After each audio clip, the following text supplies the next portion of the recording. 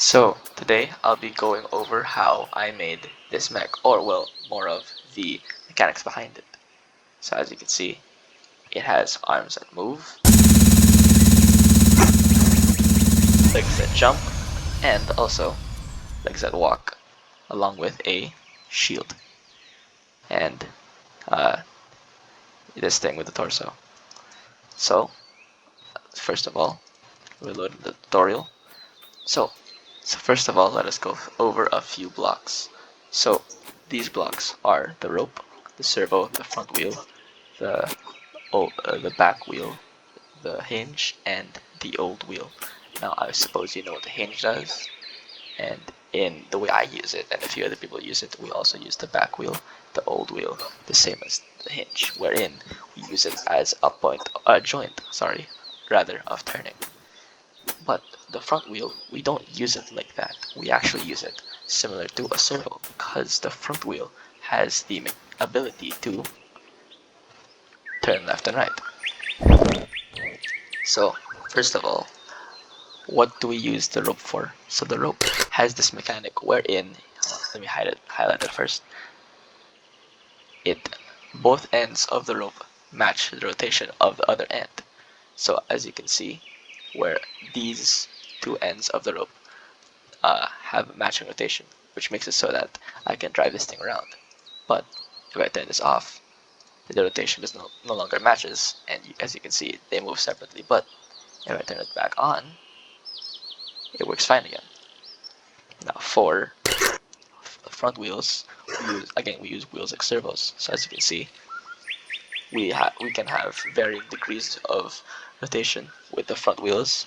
Well, granted, it takes a little bit more effort to do that, but it is possible. So as you can see, we have 1, 2, 3 front wheels making a 90-degree rotation, which means that one front wheel is 30 degrees of rotation. So let's just double check that real quick. So we have 30 degrees. So does this match 30 degrees? Let's check. As you can see, they have the same rotation. So one front wheel is 30 degrees, and 3 front wheels are 90 degrees, and 6 front wheels is a complete 180. So it's a complete turnaround. Now as you can see, we also have a front wheel over here being used as a back wheel being used as a hinge attached to a rope with this thing over here. As you can see, I'm trying to show here that you can use the front wheels as a method of making a turn or a rotation, and you can mirror that using ropes to somewhere else. Now, why can't we just use servos? And that is a good question. There are some pros and cons to using servos. So, first of all, front wheels have much better weight handling. As you can see, these servos are already at max torque, yet they are struggling against a 100 block titanium weight. Now granted, you might not be always using such heavy weights, but in cases you are, servos won't really do you much service. But there is a way to make it so that your servos can handle more weight, and this also applies to wheels too.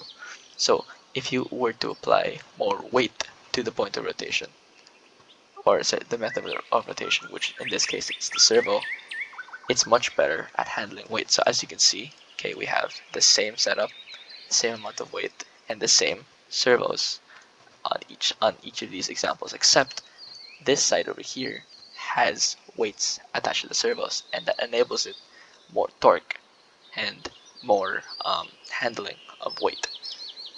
And also servos are also springier than front wheels are. So as you can see in this example, okay, this one's bouncing, whereas the front wheel is, well, not bouncing. And on top of that, servos are also more customizable. So yeah, those are the pros and cons of using front wheels versus servos. Now, some people don't know how to attach ropes to another build. Now, usually, uh, like look at this. Okay, I placed these two down, 35. But if we try to make it any higher, look, 24. 24 is the max you can set it to.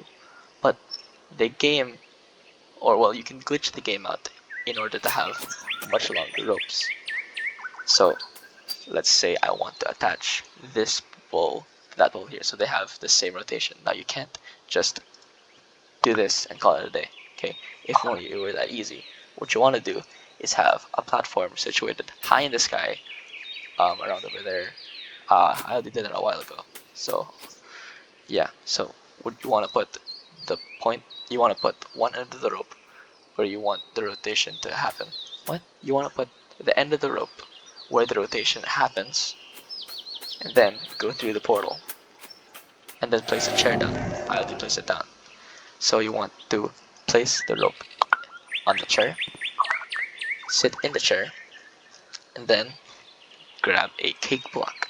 The cake block will attach your player to the end of the rope. This way you can move it around freely. So as you can see, we have a rope that is very, very long. Don't touch this length thing over here. Okay, you will default it back to 24, and that's not what we want. Okay, don't touch this at all. Leave it alone.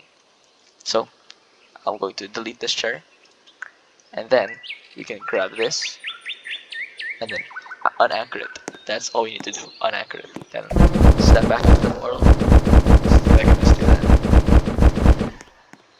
I'm kind of struggling. Ooh. Okay, never mind. Anyway, all you need to know is that you need to get back down to the ground. Maybe you can use a portal. Maybe you don't use a portal. It's whatever, as long as you get to the ground. So we have one end of the rope over there, and another end of the rope over here on my player character. Now we want to attach this end of the rope on this pole. So I'm going to place another chair on the pole itself, and now just for security, I'm going to put the pole the seat in the pole itself. As long as it's touching, it's fine, really. So anyway, so you have the ends now on each of the poles. So I'm going to anchor this, and then delete this cake block, delete this chair, and then I am going to save. Now why do we need to save? Because as long as you don't save, then any parts that are quote unquote attached to each other might not actually be attached. So for example, I'm going to attach this wood block to this pole over here. I'm going to move it inside the block. Now if we unanchor it, it falls down, and so the rope is over there. But let's reload this build over here, and then unanchor it. As you can see, this end of the rope did not fall down this time. So let's see if we can have the rotation match each other. And that they do.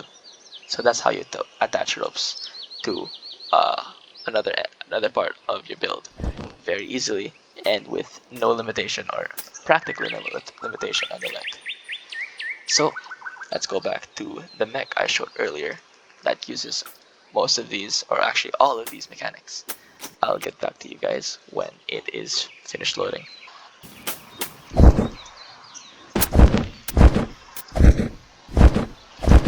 Oh, it's done. Okay, so anyway, let's check out the mech. So as you can see, we have a bunch of front wheels in this thing over here, connected to a giant weight. So as I said a while ago, okay, a point, the method of rotation, which can be anything, usually these servos or wheels, as long as they're attached to weight. Usually, sometimes you might want to make the weight very large, very heavy, but you just need to adjust it to what you need. So in this case, we have a giant weight to rotate this giant mech, weights to rotate the legs, weights to rotate the arms, because the arms use servos, because I chose to do that. And we also have front wheels to turn some things in the mech, you'll see later. And then a multi-animation mechanic over here. It's not part of the tutorial, but if you want to figure it out, then go ahead. Just pause the video there and you can analyze it. So I'm going to unanchor this thing over here, and then get set up.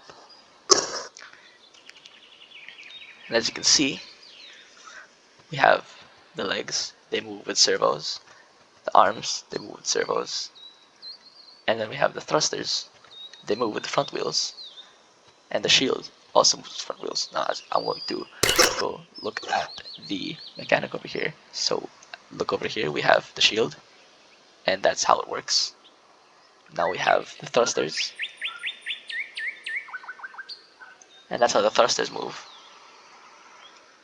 And then we have the jumping. As you can see, it's mirroring the rotations to the limbs and the joints of my mech. So look, okay, squat, jump, raise my left arm. Over there, you can see that. Raise the gun arm. It's doing that too. And then shield, do that too. And then, if I want to walk, because the multi-animation mechanic, I can swap to a walking stance. And as you can see, the legs over here are having its movements mirrored by the mech over here. And this is just the surface actually of what you can do with these mechanics. But as a good starting point, yeah, you can make stuff like this, and it's pretty cool. Yeah, bye bye.